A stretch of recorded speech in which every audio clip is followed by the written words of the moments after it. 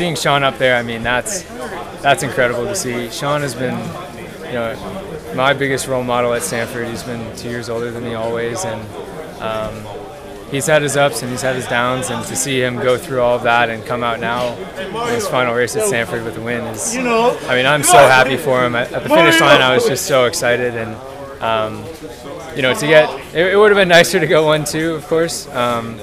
I think I could have executed the last 200 a little better and made that happen, but I'm pretty happy with how things went, and I'm so excited for Shaun. I mean, yeah, I mean, I've seen firsthand everything he's done with staying late at practice to do his PT and coming back from surgeries, and a lot of doctors saying that he was never going to be the same runner that he was, and you know, this is a guy that has been so influential in my Stanford career so far. It's tough to see him go after this year, but you know, this is the best way to go out for him, so I'm really excited. What's the biggest takeaway that you get from him having been around so long? Yeah, I mean, I think Shaun embodies everything that I would hope our team becomes when I leave.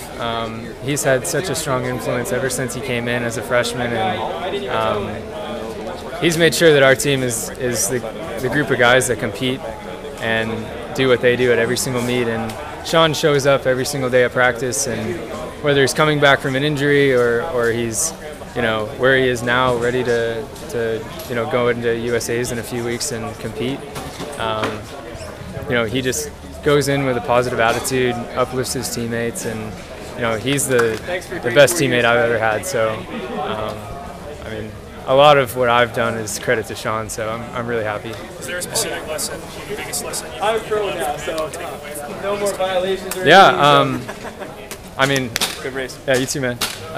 You just got to persevere. I mean, when things were dark, Shaun has had so many injuries. He's had stuff with his foot, with his back, you know, with his Achilles, and surgeries and injections and all these things that could weigh you down and, you know, make you think, you know, maybe running isn't for me, or maybe I'll never be as good as I was, or, you know, Shaun was in the same class as Ed Cheserick, and, you know, that's a tough position to be in. He got a few seconds in there, and that can be really frustrating, but he kept his head up, and, you know, obviously it paid off. He's in an excellent spot right now, and you know, he's going to continue his career as a runner. And I think the biggest lesson is just that you have to believe in yourself, and Shaun has believed in himself more than anyone I've ever known, and he believes in his teammates too, and the effect that he's had on me is something that I hope to have the same effect on my teammates.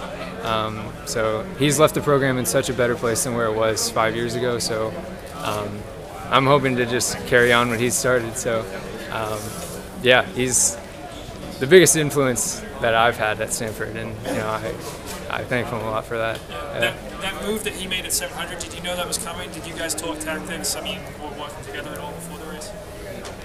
Yeah, I knew if the race was slow, Shaun was going to take it anywhere from a mile out to 400 out. So he's a strong guy, so I knew when he went that I needed to get up near the front.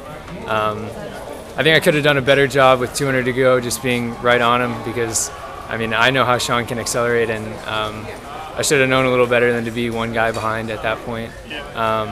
And because once Shaun got his gap, he never let that up. So I think I could have done a better job there, but the move from Shaun was pretty expected. And you know, when Shaun goes to the front, I mean, I practice every day with him. You gotta respect it. So yeah, I'm really excited for him. Yeah, looking at this year, I mean, you've been close in a couple of NCAA finals, but I know, you know, you had the title last year, no title this year. Are you pleased with how this year has gone? Do you feel like you've moved forward, or I guess how would you grade, you know, this academic year? Yeah, not super pleased. You know, overall, like, I think last year winning the title was one of the worst things that could have happened to me personally, just because I think I came into this year just thinking I had it figured out, and I certainly didn't. I think for a little while I just kind of thought things were going to be easy just because things were clicking last year, and I think that attitude really kind of came back to haunt me. And I didn't really start to correct it until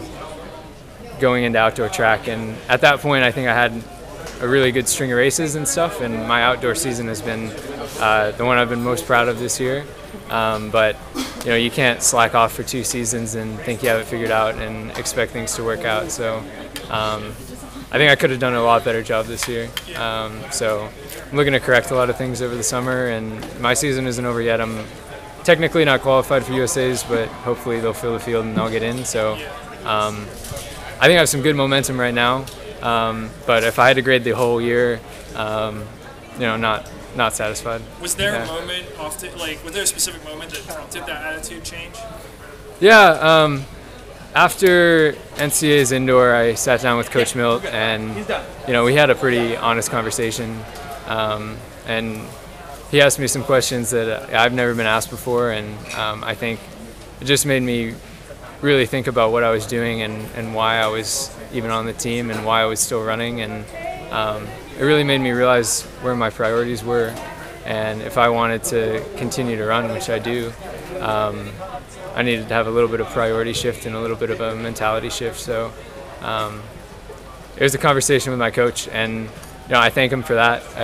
I think a lot of times people kind of just tell me that everything's good because I've had success in the past, but I really appreciated that conversation because he was real with me and let me know exactly how things were going and didn't sugarcoat it. So I think that was exactly what I needed, and happy it happened. Unfortunately, I didn't have the first 2 seasons this year that I'd hoped, but I think I'm in a much better place now, just because my mentality has shifted significantly. What questions did you ask? Just to summarize, just do you want to do this? I think I got kind of caught up with last year, as I mentioned, and was thinking I could just ride the wave of that, and that's not how it works. It doesn't get easier each year, it gets harder. And I think the question was just, where are your priorities, and do you want to do this? And I've never been asked that before, so I think it was about time I asked myself that too.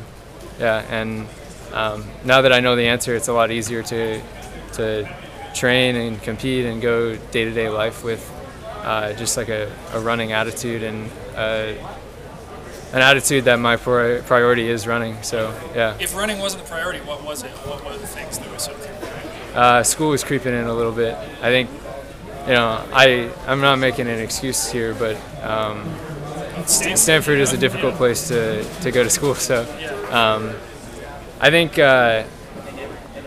it's not like a shift in that I don't care about school anymore, that I was 100% school and no running. I think it's just a mentality shift that there are times where I can't stay up doing work and just kind of accept that I need my sleep, and maybe a couple points here or there in school will have to not be sacrificed, but just kind of be okay with that.